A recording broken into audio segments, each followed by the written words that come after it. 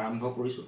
এই ৰাজনৈতিক যুঁজখন আহি থাকিব লগা দিনসমূহত এখেতসকলৰ সহযোগিতাত অধিক শক্তিশালী হ'ব, দৃঢ় হ'ব আৰু আমাৰ প্ৰতিগৰাকী অসমৰ মানুহৰ বুকুত হৃদয়ত জাতীয় চেতনা সদায় সজীৱ হৈ আছে, শক্তিশালী হৈ আছে।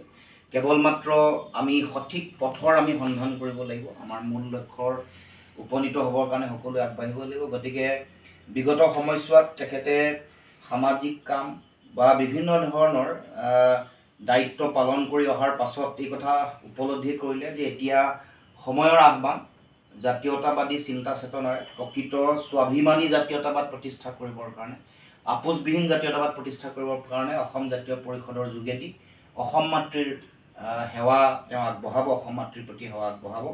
গতিকে আমি আশা ৰাখিছোঁ তেখেতসকলৰ সক্ৰিয় সহযোগিতাত আমি সকলোৱে একত্ৰিতভাৱে আমাৰ যি মূল লক্ষ্য সেই লক্ষ্যত উপনীত হ'ব পাৰিম। অসমত জাতীয়তাবাদৰ ৰাজনৈতিক ধাৰা অধিক শক্তিশালী হ'ব, দৃঢ় হ'ব আৰু অসম মাতৃৰ বিগত সময়ছোৱাত আমি পাই অহা বিভিন্ন ধৰণৰ সমস্যা, বিভিন্ন শোষণ নিষ্পেষণ, আমাৰ বিভিন্ন যিবোৰ জাতীয় প্ৰত্যাহ্বান আছে এইবোৰ মৰীক্ষণ কৰি, এইবোৰ নাইকিয়া কৰি আমি শক্তিশালী ৰূপত আমাৰ সমাজখনক, অসমখনক আগবঢ়াই লৈ যাব পাৰিম। গতিকে সকলোকে মই আমাৰ দলৰ পবিত্ৰ মজিয়ালৈ উষ্ম আদৰণি জনাই আহি থাকিব লগা দিনসমূহত জাতিটোৰ প্ৰতি সেৱা, অসম মাতৃৰ প্ৰতি অৱদান যাতে সকলোৱে আগবঢ়ায় আৰু আমি অসমৰ জাতীয়তাবাদৰ যিটো ধাৰা সকলোকে লৈ যি জাতীয়তাবাদৰ বৰভেটি আমি শক্তিশালী সুদৃঢ় কৰিব খুজিছোঁ, সেই যাত্ৰাত সকলোৰে সহায় সহযোগিতা কামনা কৰি মই মোৰ বক্তব্য সামৰণি মাৰিছোঁ। আৰু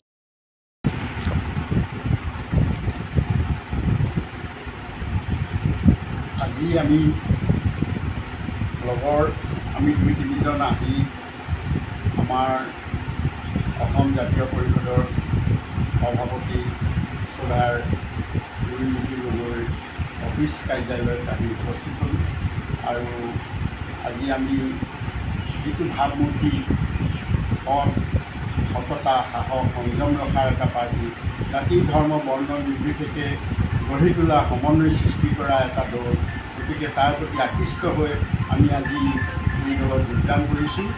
গতিকে অনাগত দিনত আমাৰ যিটো জাতীয়তাবোধ, স্বাভিমান, সংস্কৃতি, সমন্বয় ৰক্ষাৰ কাৰণে যিটো দলে ভাবিছে বৰাক ব্ৰহ্মপুত্ৰ পাহাৰ ভৈয়াম ধবিয়া ধুবুৰীকে সামৰি বৰ অসম গঢ়োৱাৰ মানসেৰে যি আগবাঢ়িছে তাৰ প্ৰতি আকৃষ্ট হৈ আমি বিশেষভাৱে সেৱা আগবঢ়াবলৈ আজি আহি এই দলত যোগদান কৰিছোঁ।